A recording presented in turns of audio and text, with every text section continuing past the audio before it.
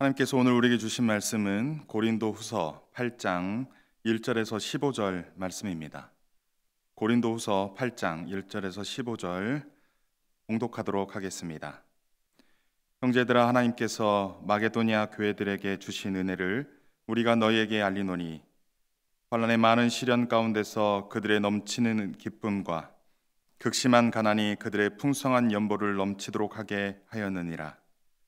내가 증언하노니 그들이 힘대로 할 뿐 아니라 힘에 지나도록 자원하여 이 은혜와 성도 섬기는 일에 참여함에 대하여 우리에게 간절히 구하니 우리가 바라던 것뿐 아니라 그들이 먼저 자신을 주께 드리고 또 하나님의 뜻을 따라 우리에게 주었도다. 그러므로 우리가 디도를 권하여 그가 이미 너희 가운데서 시작하였은즉 이 은혜를 그대로 성취하게 하라 하였노라. 오직 너희는 믿음과 말과 지식과 모든 간절함과 우리를 사랑하는 이 모든 일에 풍성한 것 같이 이 은혜에도 풍성하게 할지니라. 내가 명령으로 하는 말이 아니요 오직 다른 이들의 간절함을 가지고 너희의 사랑의 진실함을 증명하고자 함이로다. 우리 주 예수 그리스도의 은혜를 너희가 알거니와 부요하신 이로써 너희를 위하여 가난하게 되심은 그의 가난함으로 말미암아 너희를 부요하게 하려 하심이라. 이 일에 관하여 나의 뜻을 알리노니 이 일은 너희에게 유익함이라. 너희가 1년 전에 행하기를 먼저 시작할 뿐 아니라 원하기도 하였은즉 이제는 하던 일을 성취할지니 마음에 원하던 것과 같이 완성하되 있는 대로 하라.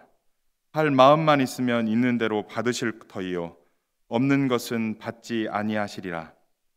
이는 다른 사람들은 평안하게 하고 너희는 공고하게 하려는 것이 아니요 균등하게 하려 함이니 이제 너희의 넉넉한 것으로 그들의 부족한 것을 보충함은 후에 그들의 넉넉한 것으로 너희의 부족한 것을 보충하여 균등하게 하려 함이라. 기록된 것 같이 많이 거둔 자도 남지 아니하였고 적게 거둔 자도 모자라지 아니하였느니라. 아멘.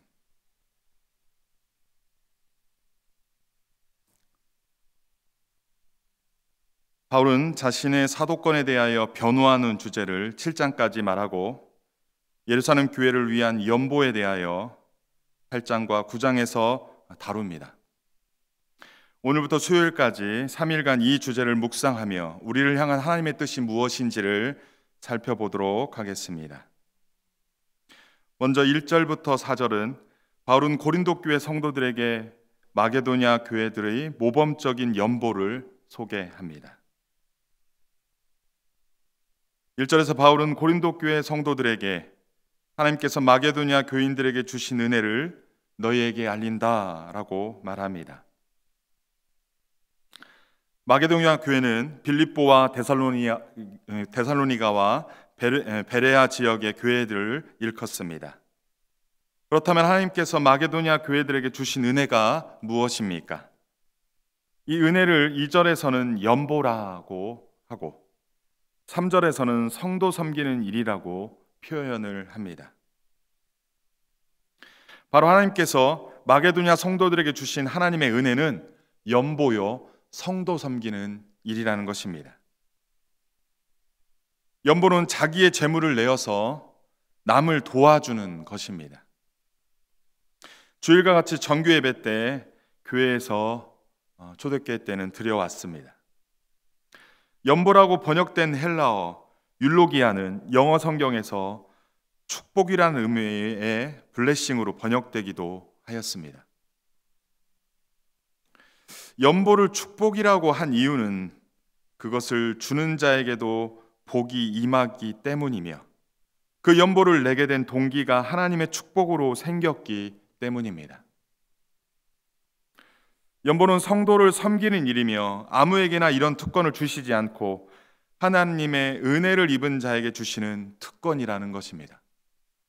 따라서 연보는 하나님이 주시는 특권이요 곧 하나님의 은혜라는 것입니다.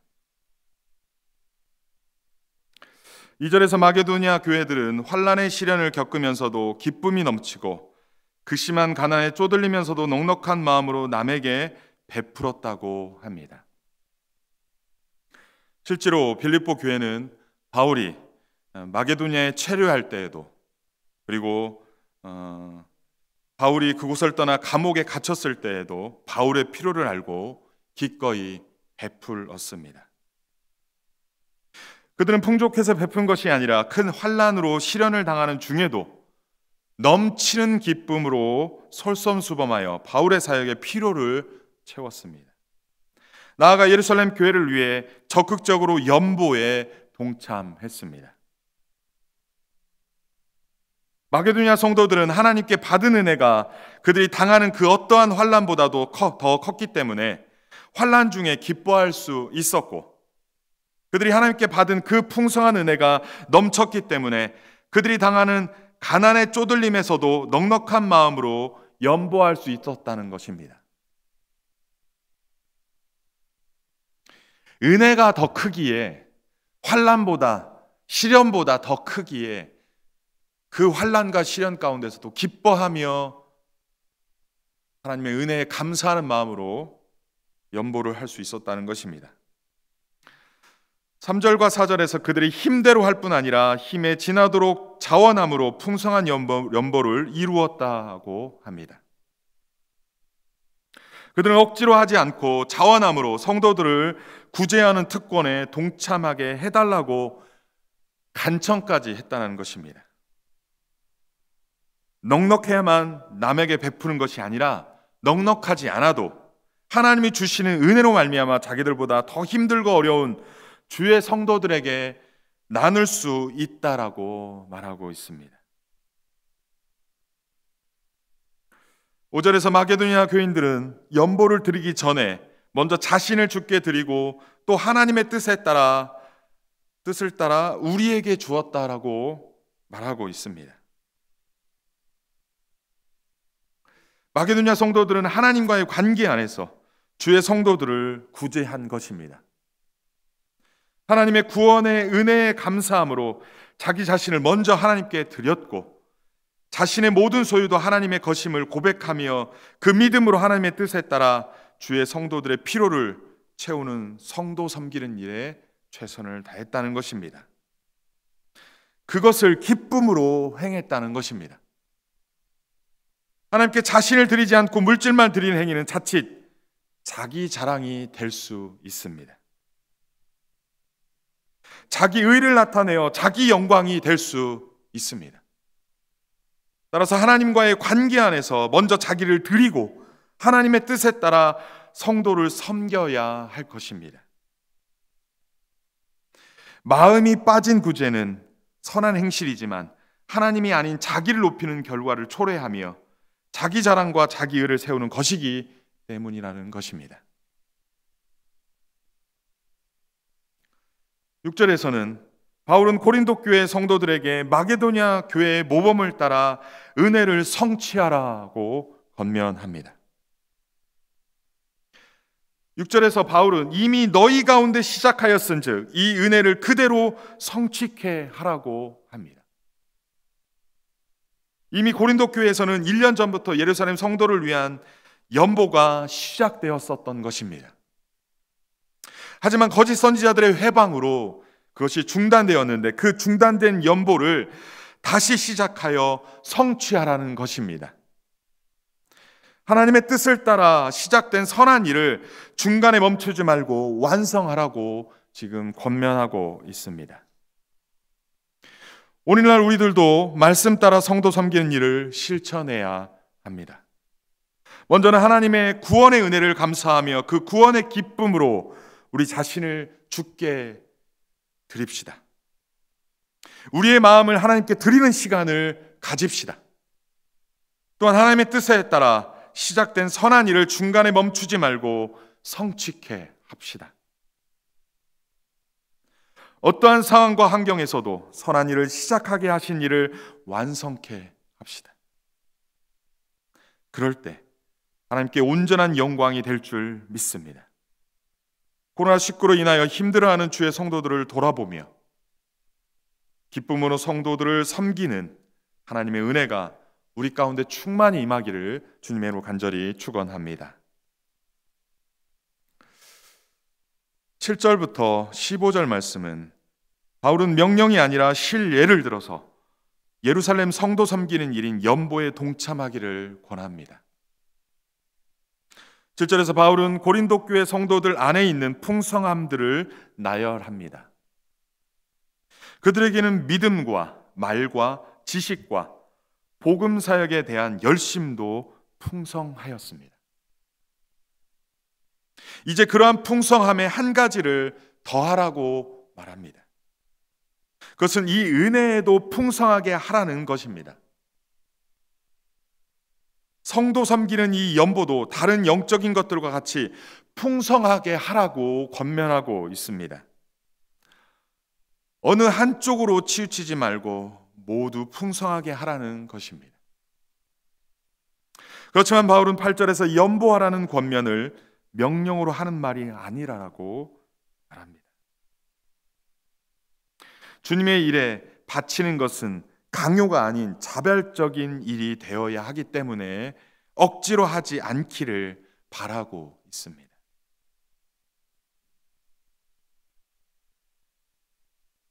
고린도 성도들이 자발적으로 책임 있는 결정을 할 수 있도록 지금 제안하고 있는 것입니다. 바울은요, 다른 이들의 간절함을 가지고 너희의 사랑의 진실함을 증명하고자 한다라고 말합니다.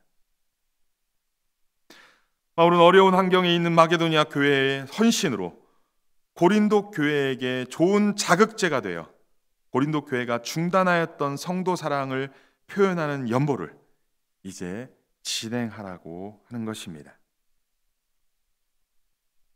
성도를 사랑하는 것들에 대한 표현을 이제 진행하라는 것입니다. 그렇게 함으로써 그리스도를 향한 고린도 교회들의 사랑의 진실함을 증명하라고 권면하고 있습니다. 고린도 교회가 예루살렘 교회를 사랑한다는 것을 증명하는 것은 그 사랑을 표현함으로 증명이 된다라고 말하고 있는 것입니다. 9절에서 바울은 두 번째 예인 예수 그리스도의 모범을 제시하며 연보에 동참하기를 권면합니다. 바울은 고린도 성도들이 성도 섬기는 일, 곧 성도 사랑을 표현하는 근본적인 이유가 예수 그리스도의 은혜 때문이라고 말합니다. 예수님께서는 우리를 위하여 가난하게 되셨습니다. 마치 본래 부유하시던 예수님께서 가난해지신 것입니다. 하나님과 본체시며 하나님과 동등이신 분이 인간을 위해 가난해지신 것입니다.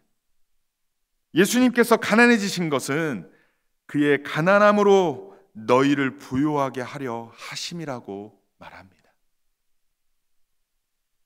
예수님이 가난하게 되신 분명한 목적은 우리들을 부욕해 하기 위함이라는 것입니다.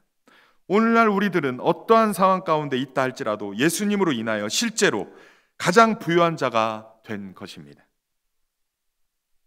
부유하신 예수 그리스도께서 가난하게 되신 은혜로 말미암아 우리는 부유한 그리스도인들이 되었다는 것입니다. 천지를 지으시고 우주 만물을 창조하신 그 하나님을 아바 아버지라고 부르며 하나님의 자녀가 되는 권세를 누리게 된 것, 그것이 우리 안에 부유케 된 것들입니다. 따라서 예수 그리스도의 은혜를 받은 자들은 성도 섬기는 일을 실천하지 않을 수 없는 것입니다. 10절에서 15절 말씀은 바울은 이제 고린도 교회가 성도를 섬기는 일을 실현하도록 자신의 의견을 제시합니다.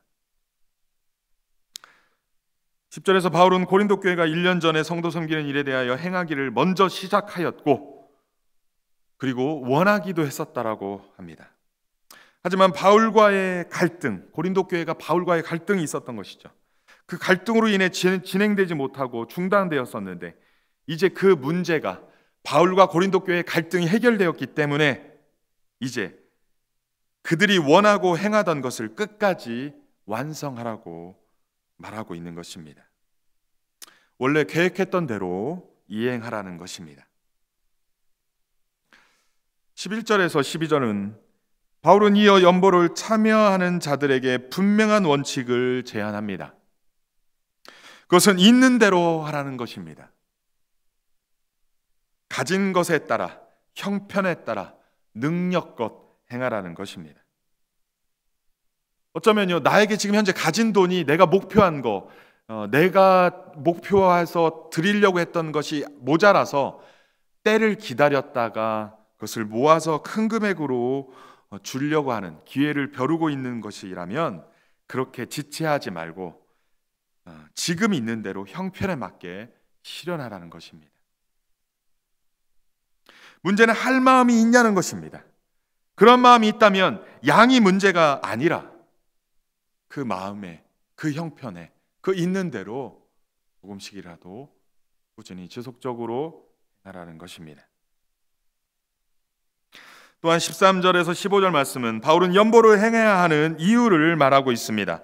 그것은 남을 부욕해 하기 위해 자신을 가난하게 하는 것이 아니라 단지 성도들을 균등하게 하려는 것이라고 말합니다.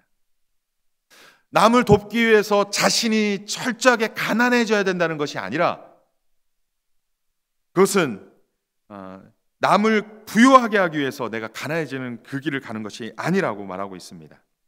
고린도 교회의 넉넉한 것으로 예루살렘 교회의 부족한 것을 보충하고 예루살렘 교회의 넉넉한 것으로 고린도 교회의 부족함을 보충하기 위함이라고 말하고 있습니다. 이것이 바울이 말하는 균등입니다.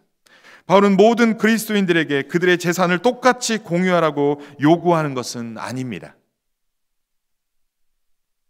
바울은 단지 고린도 교회가 예루살렘에 있는 그리스도인들의 극한적인 필요를 충족시키는 일에 정당한 자기 몫을 다하라고 요구하는 것입니다.